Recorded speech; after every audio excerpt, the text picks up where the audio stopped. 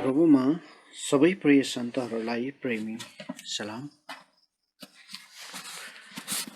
विगतमा हामीले सुनेका छौँ अदृश्य परमेश्वरको प्रतिरूप प्रभु येशू ख्रीष्ट हुनुहुन्छ र विश्वासद्वारा हामी परमेश्वरलाई हृदयको आँखाले देख्दछौँ। हाम्रा धर्मकर्महरू र असल कामहरूद्वारा आत्माको उद्धार हुन सक्दैन। यो त केवल परमेश्वरले दिनुभएको वरदान हो। विश्वासद्वारा यो उद्धार मुक्तिको वरदान परमेश्वरको अनुग्रहमा येशू ख्रीष्टद्वारा हामीले पाउन सक्छौँ। परमेश्वरले सुरुदेखि नै आफ्नो विवेकद्वारा परमेश्वरलाई विश्वास गर्ने र आफ्नो सम्बन्ध आफ्नो सृष्टिकर्ता परमेश्वरसँग बनाइराख्ने मानिसलाई पाउनुभयो। पतित आदमलाई जब परमेश्वरले पुनर्स्थापित गर्नुभयो तब सर्वप्रथम हाबिलले विश्वासद्वारा परमेश्वरलाई ग्रहणयोग्य बलिदान चढाएको हामी देख्दछौँ। उत्पत्ति 4 अध्यायको 4 पद र हिब्रू 11 अध्यायको 4 पद। विश्वासद्वारा हाबिलले परमेश्वरका ग्रहणयोग्य बलिदान ल्याए, त्यो तिनको निम्ति धार्मिकता गनियो भनेर हामी पढ्दछौँ। कैनले आफ्नो परिश्रमद्वारा श्रापित भूमिका अन्न र फलहरू ल्याए र परमेश्वरले ग्रहण गर्नु भएन। हाबिलको अर्थ हुन्छ साँच वा व्यर्थता।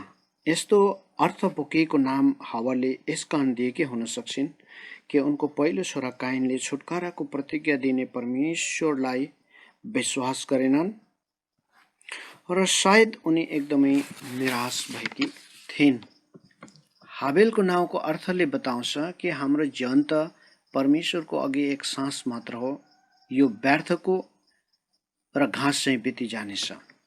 यशायाको पुस्तक 2 अध्यायको 22, 40 अध्यायको 7 पद र भजन सङ्ग्रह 103 को 15 पद।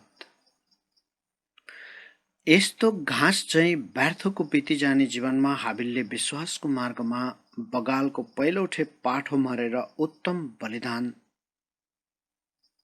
चढाए, जुन बलिदान येशू ख्रीष्टले ग्रहण गर्नुहुने बलिदानको पूर्वछाया थियो, जो परमेश्वरले ग्रहण गर्नुभयो, जसरी ख्रीष्ट येशूको बलिदान पनि ग्रहण गर्नुभयो। हाबिलको यस कार्यले हाबिल धर्मी थिए भन्ने कुराको गवाही परमेश्वरबाट पाएका थिए। मत्तीको सुसमाचार 23 अध्यायको 35 पद। यसकारण हामी सुरुदेखि नै दुई किसिमका बीजहरू देख्दछौँ, एउटा परमेश्वरबाट जन्मिएका, अर्को चाहिँ दुष्टबाट। पहिले यूहन्ना 3 अध्यायको 12 पदलाई पढ्न सक्छौँ। अनि कसरी नयाँ जन्मको विषयमा प्रभु येशूले निकोदेमुसलाई भन्नुभयो, कोही नयाँ गरी जन्मेन भने परमेश्वरको राज्यमा पस्न सक्दैन। अनि याकुब 1 अध्यायको 18 पदमा याकुबले भन्दछन् कि हामी उहाँको सृष्टिको मध्येमा अगौटे फलको किसिम हौँ भनेर उहाँको सत्य वचनद्वारा उहाँले हामीलाई नयाँ सृष्टि गर्नुभयो। कैन परमेश्वरको न्यायको योग्य भए पनि प्राकृतिक मानिस, उद्धारबिन मानिसको धर्मको नमुना पनि बने। तर हाबिल चाहिँ विश्वास र विश्वासद्वारा चढाइने बलिदानको नमुना बने, जुन बलिदान येशू ख्रीष्टले चढाउनु भयो। हाबिल येशू ख्रीष्टको नमुना पनि थिए अथवा नक्सा पनि थिए। आदमदेखि तेस्रो पुस्ताका एनोस, जसको अर्थ हो मरणशील अथवा टुट्ने फुट्ने, त्यस समयदेखि मानिसले आफ्नो अवस्थालाई थाहा पाएर परमप्रभु परमेश्वरको पुकारा गर्न सुरु गरे। यसै कुरालाई प्रेरित पौलले दोस्रो कोरिन्थी 4 अध्यायको 7 पदमा यसो भनेका छन्, तर शक्तिको सर्वश्रेष्ठ महत्त्व हामीबाट होइन तर परमेश्वरको होस् भनेर हामीसँग यो धन माटाको भाँडामा छ।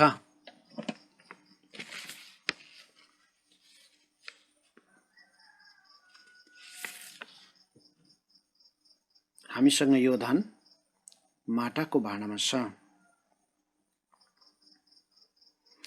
आदमदेखि 7औं पुस्ताका हनोक, जसको अर्थ हो समर्पित, 7 को अर्थ हो सिद्धता, सातौं पुस्ताका हनोक परमेश्वरप्रति समर्पित थिए र सिद्धतासँग परमेश्वरको साथ हिँड्थे र मृत्यु नभएरै उनको स्वर्गारोहण भयो र उनले विश्वासैद्वारा परमेश्वरलाई रिझाएका थिए।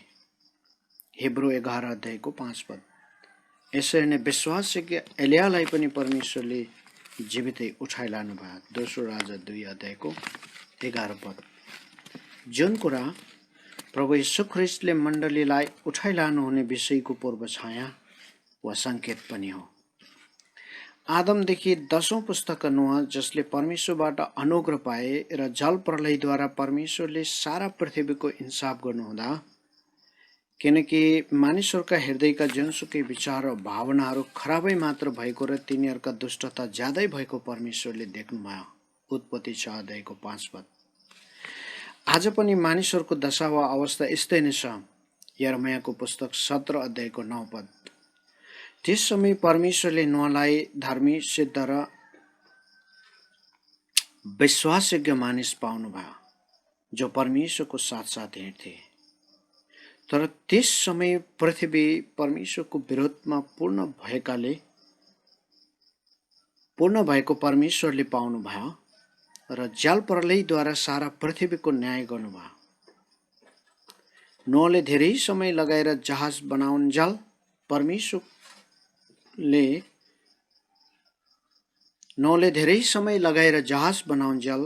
परमेश्वरले दुष्ट मानिसहरूलाई पश्चाताप गर्ने समय दिनुभयो। तर तिनीहरूले उल्टै नोहको उपहास गर्थे, जबसम्म जल प्रलयको पानीले तिनीहरूलाई स्वात्तै पारेन। यसरी नै आज पनि प्रभु यीशु ख्रीष्टद्वारा पृथ्वीका दुष्ट पापीहरूलाई पश्चाताप गरेर परमेश्वरको अनुग्रहबाट विश्वासद्वारा परमेश्वरका आउन र आउने दिनको उहाँको भयानक न्यायबाट बाँच्न परमेश्वरले अनुग्रहको समय दिनुभएको छ। त्यस समय नोह र उनको परिवार बाँचे, किनभने नोहमा परमेश्वरतर्फ विश्वास थियो। उनले परमेश्वरले दिनुभएको चेतावनीलाई विश्वास गरे। यसकारण दुष्ट संसारलाई रद्दी पार्दै नोह विश्वासद्वारा धार्मिकताका उत्तराधिकारी बने र आइरहेको परमेश्वरको न्यायको बीच पनि परमेश्वरको उद्धार विश्वासद्वारा देखा पर्यो। हिब्रू 11 अध्यायको 7 पद। पवित्र शास्त्र बाइबलका अरू खण्डहरूबाट पनि हामी जान्दछौँ कि परमेश्वरले मानिसहरूलाई लामो समयसम्म पश्चाताप गर्ने र परमेश्वरतर्फ फर्कने समय दिनुभयो। प्रभु येशूले मत्ती 4 अध्यायको 17 पदमा भन्नुभयो, पश्चाताप गर, किनभने स्वर्गको राज्य नजिक आएको छ। मानिसहरू नाश नहुन् र उद्धार पाउन् भनेर आज पनि परमेश्वरले प्रभु येशूको आगमनमा धीरज धर्नु भएको छ। दोस्रो पत्रुस 3 अध्यायको 9 पद। त्रयक परमेश्वरले सुरुदेखि आजसम्म मानिसको सन्तानको विषयमा सधैँ ख्याल राख्नु भएको छ। जस्तो नोहको दिनमा सृष्टिकर्ता परमेश्वरले चेतावनी दिनुभयो। उत्पत्ति 6 अध्याय। पुत्र प्रभु येशूले उहाँको मानव जीवनमा पनि धर्मको प्रचारक नोहको समयलाई याद गर्नुभएको थियो। मत्ती 24 अध्यायको 37 देखि 39 पदहरू। प्रेरित पत्रुसले पवित्र आत्माद्वारा पनि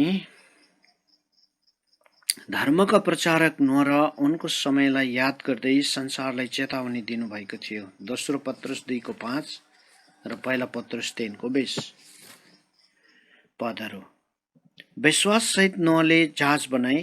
अन्ततः जब परमेश्वरको धैर्यले सहन गर्न सकेन, किनकि जब परमेश्वरले पृथ्वीमाथि दृष्टि लगाउनु भयो तब त्यो भ्रष्ट भएको देख्नुभयो, किनकि सबै प्राणीले विशेष गरी मानिस जातिले आफ्नो चालचलन भ्रष्ट पारिसकेका थिए।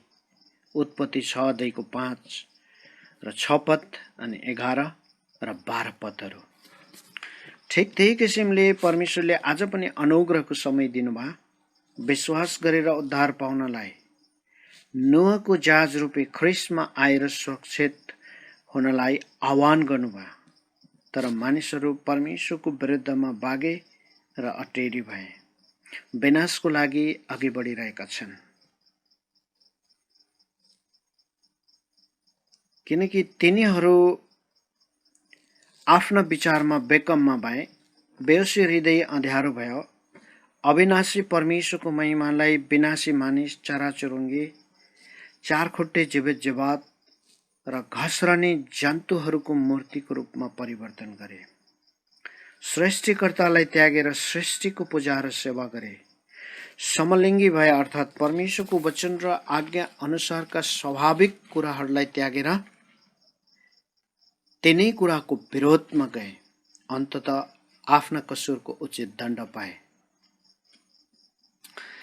मानिसहरू परमेश्वरतर्फ अविश्वासी भएर उहाँको विरोधमा गएको विषयको पूर्ण विवरण रोमी 1 अध्यायको 21 पददेखि 31 पदसम्म पढ्न सक्नुहुनेछ, जहाँ अविश्वासको परिणाम के हुन्छ सो थाहा पाउन सक्नेछौँ। तर यदि हाम्रो विश्वास प्रभु यीशु ख्रीष्टद्वारा सृष्टिकर्ता परमेश्वरमा राख्दछौँ भने पहिलो कुरा, विश्वासी मानिसलाई परमेश्वरले आफ्नो योजना अर्थात् अभिप्राय बताउनुहुन्छ। जस्तो नोआलाई आउन लागेको भयानक न्यायको बारेमा बताउनु भयो अनि अब्राहमलाई चाहिँ सदोम र गमोराको न्यायको बारेमा बताउनु भयो, जुन ठाउँबाट धर्मी लुतलाई उनका छोरीहरूसँगै परमेश्वरले बचाउनु भएको थियो। दोस्रो, विश्वासद्वारा धर्मी ठहरिएका मानिसहरूले न्यायको बीच पनि परमेश्वरको उद्धार देख्दछन्, जस्तै नोआले देखे। तेस्रो कुरा, विश्वासद्वारा नोआ परमेश्वरको अनुग्रहमा बाँचे र जल प्रलय पछिको नयाँ सृष्टिमा परमेश्वरको धार्मिकताको उत्तराधिकारी भए। चौथो कुरा, जल प्रलय पछिको संसारमा विश्वासद्वारा परमेश्वरको निम्ति वेदी बनाए र नोआले बलिदान चढाए, जो परमेश्वरको निम्ति मिठो वासना र ग्रहणयोग्य भेटी बन्यो, जो एफेसीको पुस्तक 5 अध्यायको 2 पद अनुसार प्रभु येशूले हाम्रो निम्ति गर्नुहुने सिद्ध बलिदान र मिठो वासनाको भेटीको एक नमुना थियो, जसको परिणाम नोहको सम्बन्ध सृष्टिकर्ता जीवनदाता परमेश्वरसँग थियो र उनी परमेश्वरसँग हिँडे। उत्पत्ति 6 अध्यायको 9 पद र 8 अध्यायको 20 पद। अनुग्रहका यी दिनहरूमा यदि हामी प्रभु यीशु ख्रीष्टद्वारा परमेश्वरमा विश्वास गर्छौँ भने नोहलाई भन्दा बढ्ता प्रत्यक्ष सौभाग्य हामीलाई छ। यी वचनहरूमा प्रभु येशू ख्रीष्टद्वारा परमेश्वरले हामीलाई आशीष दिउन्। धन्यवाद।